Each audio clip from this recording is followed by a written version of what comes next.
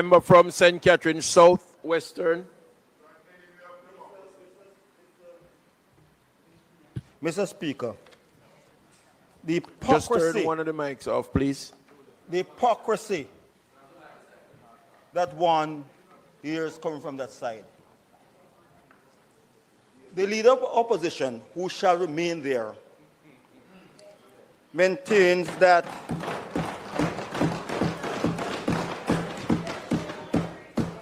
he codes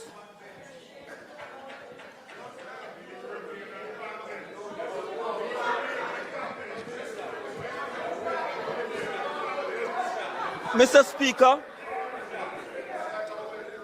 I will not be distracted by a member who got beaten in central Manchester, run to south Manchester to seek refuge.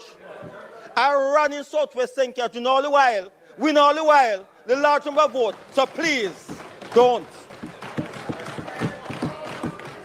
He mentioned standing orders 75-3. Okay? And it says plainly, may.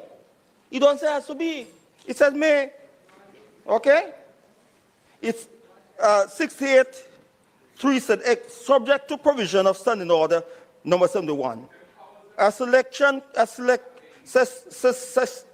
Sessional select committee shall consist of not less than 6 members, including chairman, none of whom shall be minister or parliamentary secretary. All right? So you can always amend. And I came here, hold on. I came in 1980. And the only other 2 members who served here since then was Minister Chang and Mr. Bartlett. Okay?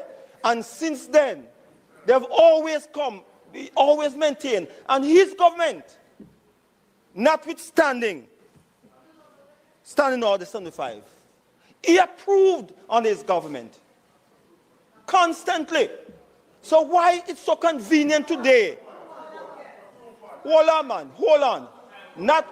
I served on committees while you were government, and there were ministers who sat on those committees and chaired those committees. He said, notwithstanding, and you hypocrites support it then, leave it then.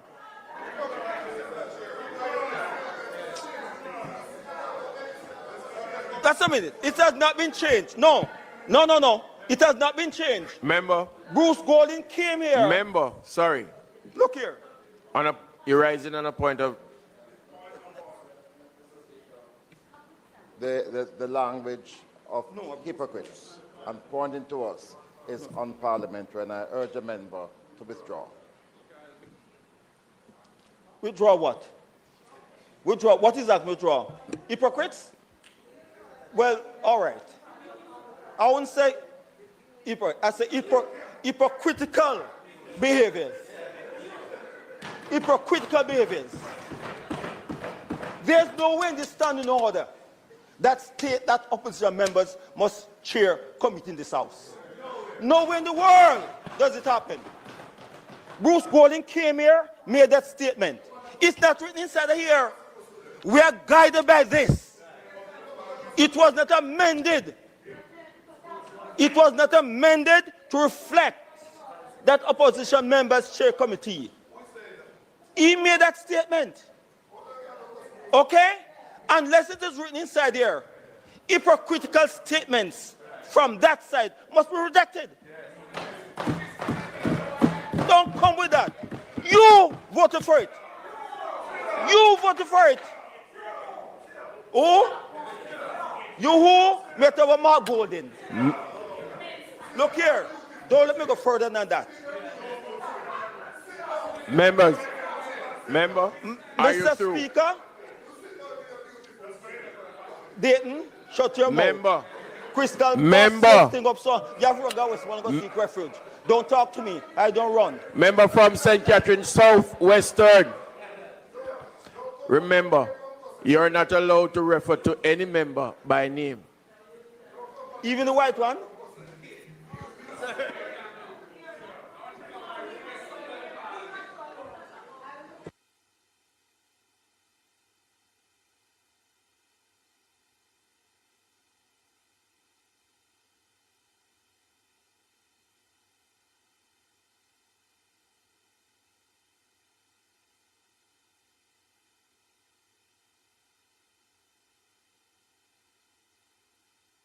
Member from St. Catherine, Southeastern. Clarendon, Southeastern, sorry. Thank you, Mr. Speaker. I have listened to the commentary from colleagues, and I want to make it very clear that the past arrangements must be seen for what they were: political accommodations, not any constitutional obligations. And that must be very, very clear. In this democracy, our democratic architecture allows for Parliament's function to be in a manner consistent, not only with the standing order, but with the sovereign will of the people, a people who made certain decisions on September 3rd. And when they made those decisions, the decisions allowed for a composition, permit me, for the composition of Parliament, which always has at least one side having a majority, whether slim or wide. And because of the democracy, you do have conventions, but you have the flexibility as things evolve to review, restructure, and to make decisions. And I would say that the decisions made in terms of the chairmanship as they are now reflect an effective balance, where you see the PAC and the PAAC still chaired by the opposition, and those are the committees that have specific connectivity to financial accountability and fiduciary matters, while the others are more policy and legislative, and those are actually effectively chaired by the government and may lead to greater balance and efficiency. And I'm glad that the member said what he said a while ago, that it's my interpretation, and that is what is allowed in a democracy. A democracy, permit me, a democracy is not static. It is a creature, it is evolving. And as long as whatever you are effectively doing does not offend or contravene the standing order, the laws, or the Constitution, permit me. You have your opinion, and I listened. Listen to me, and then thereafter you can tell me if I'm speaking foolishness.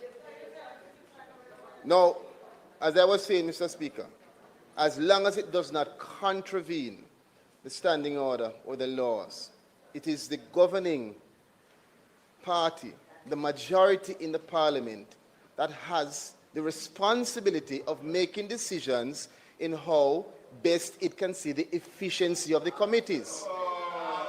Now the question then is, if we see this to be improved coordination and a balance, because we still have the opposition chairing two of the committees, particularly the critical ones that relate to fiduciary matters, then the question is whether or not it offends or contravenes the standing order. In my opinion, Mr. Speaker, it was noted that the member spoke to Section 75, and the country must be very clear in understanding the distinction in law and legislative interpretation between the words may and shall. And here, where it says may, that is a discretion. Discretion meaning there's no obligation. As I said before, you're talking about political accommodations. Matter of fact, what is being proposed by the opposition now is a matter of entitlement. Almost as if they believe there's a parliamentary entitlement to chair. There is none. There is none. There is none. And the other matter relates then to the issue, Mr. Speaker, of 68.3. Member, I want clearly to understand what the point of order is, please. just a minute. So, Mr. Speaker, the member is misleading the House because there are two separate matters that are being discussed. One is about chairmanship and the other is around membership. And in what he has Point said of order, just please. now... That is complete rubbish. Listen, a point of order to the point of order. A point of order to that point of order. Let's go.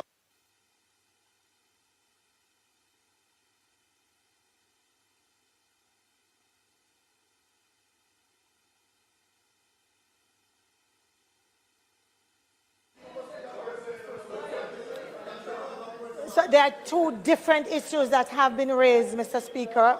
And in what the member is saying, he is conflating both and confusing them. In addition, look at the dictionary. In addition, Mr. Speaker, there has been no entitlement that has...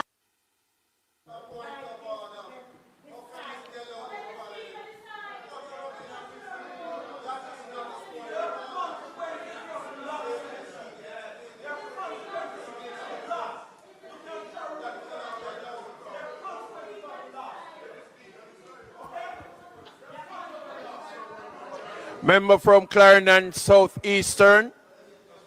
Member from Clarendon Southeastern. You may continue.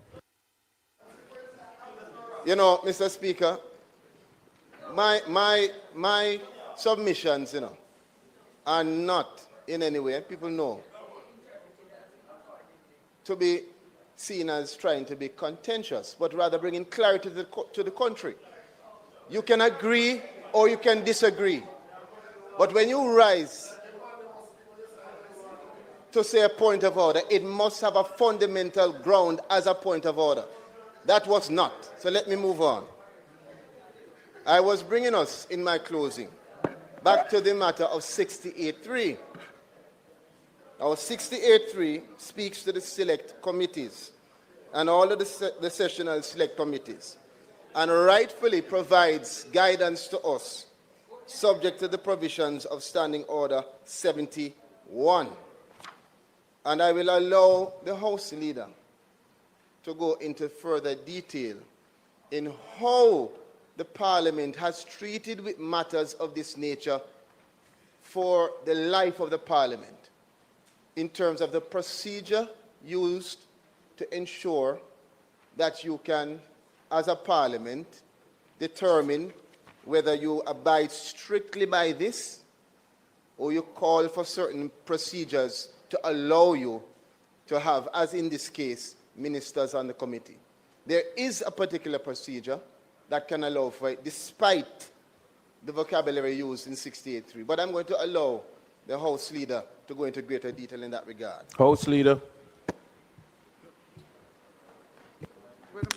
Mr. Speaker, I have heard.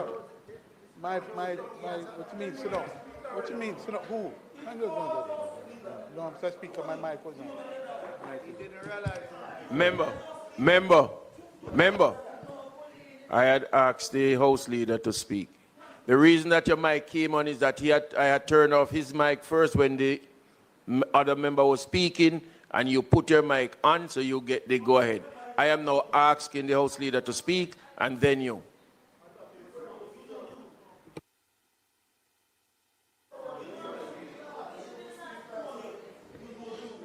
You will hear. Members.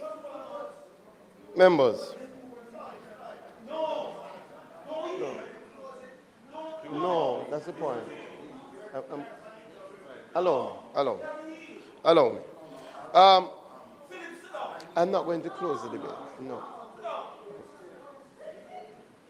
All right, so, Mr. Speaker, I have heard the members who have contributed to the debate thus far, and I am aware that there are more members who have indicated that they want to contribute. And I think as they see the direction that I'm taking, then they will understand and we can speak thereafter. But as I have gotten up a couple of things, Mr. Speaker, and I say this one to the members in general, as this is our first official business day of the Parliament. I do agree that the standing orders provides the guide, and I will ask that when people quote from the standing orders, that they read the provision in full. Because if they don't do that, they may take out a part to try and give an impression that is false. So when the leader of opposition, the member, read the provision in relation to the selection of committees, he framed it in a particular manner. It says, except as otherwise provided by these orders or by special direction of the House, a select committee may elect a chairman from the members. He never mentioned the first area of the provision, especially the special direction of the House in which we sit, as a route through which chairmen of committees can be chosen. I will not say it was purposefully misleading, but I will ask the members to read the provisions in full, or they may give a wrong impression. The other thing that I say to all the members, especially those who've been around for longer than I have been around, there are some conventions that have been established over time. And those conventions are so well established that when the House prepares the documentation for these committees, it is actually included in the documentation. One of those conventions have to do with ministers of state, and the fact that ministers of state have sat on many a select committee, including committees in the last session on which the opposition sat and did not complain. And that is why the motions are written in a manner that says notwithstanding. And because what the member from Eastern Westmoreland said rightly, that as a small parliament, we have to look at some of the conventions that have been used to ensure that you can effectively function as a government. That is why the provision for notwithstanding Standing Order 68.3 has been maintained from before I was in this parliament. In fact, from before I was born. And opposition and government, in the spirit of working together, opposition and government, in the spirit of working together, even in the last sitting, the last term of Parliament, in the spirit of working together, opposition and government have worked together on this. And that is why people like the Honourable Member, State Minister Witter, would have chaired the Regulations Committee in the last term. That is why Member Main would have been on multiple commissions, and this opposition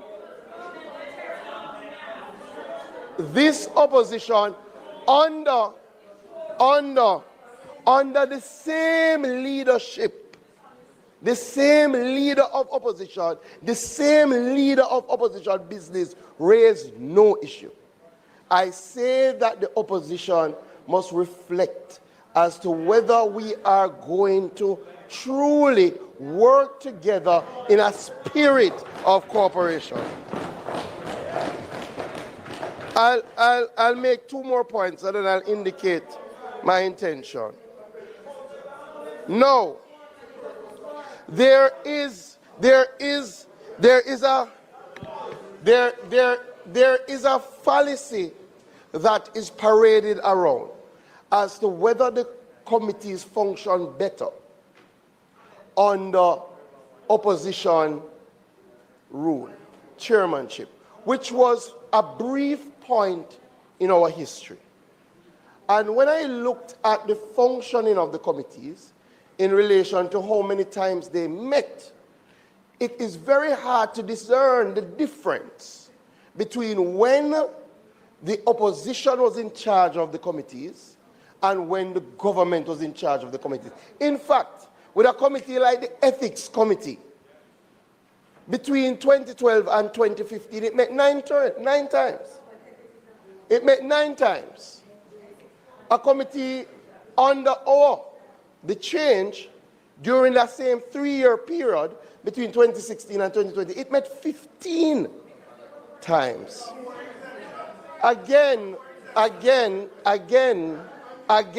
what you hear the members speaking of is that it depends on the amount of work that the committee has to do. The additional point that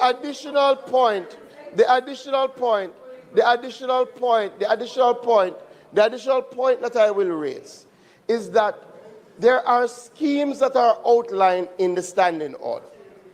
The standing order has some committees that it indicates who the chairmanship is. By convention, we have always allowed the opposition to chair the Public Accounts Committee and the PAAC, and that has not changed. Additionally, when you look at the UK system, there is only one committee chaired by the opposition, and that's the Public Accounts Committee. Only one committee. And the reason for that, Mr. Speaker, is that despite what has been said by the members, committees like the Production, the Human Resources, the Economy and Production Committee, the Infrastructure Committee, are established to ensure that the policy direction of the government is being implemented through its ministries and agencies.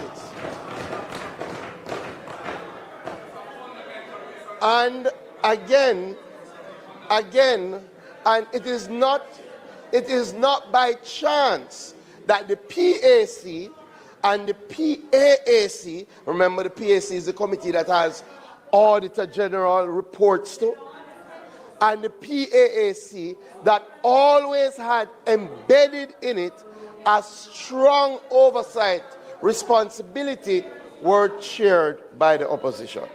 So, as the member from West Central, St. James, indicated, when you look at the definition of the committees and what they're called upon to do, for you to believe that a member of the government could not effectively chair that committee, I think is a false assertion.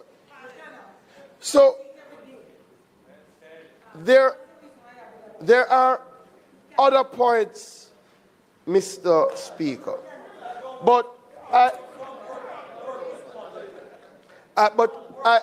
will say this thing. Because, Mr. Speaker, I want us to embark on this journey with a sort of sameness of purpose, appreciating that the people have selected a government, that the government is here to work with the opposition, appreciating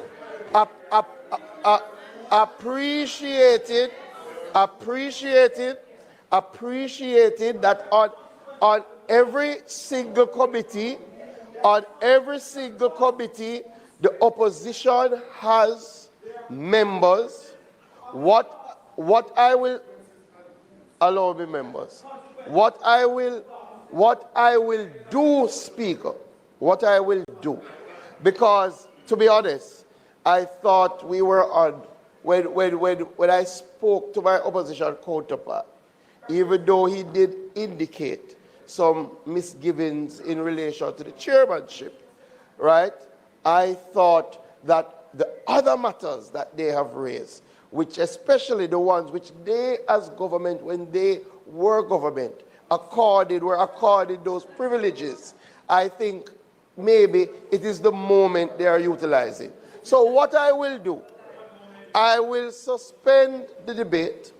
I will have a discussion with the leader of opposition business so that when we come back here, hopefully we are in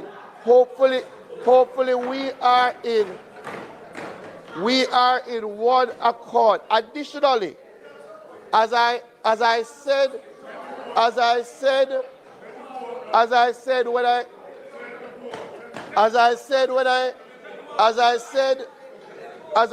when I started, I urge the leader of opposition business and the leader of the opposition that things that they accorded within the past, as soon as the term before us, committees that they sat on with composition of state ministers, don't use this opportunity to grandstand, but let us work together.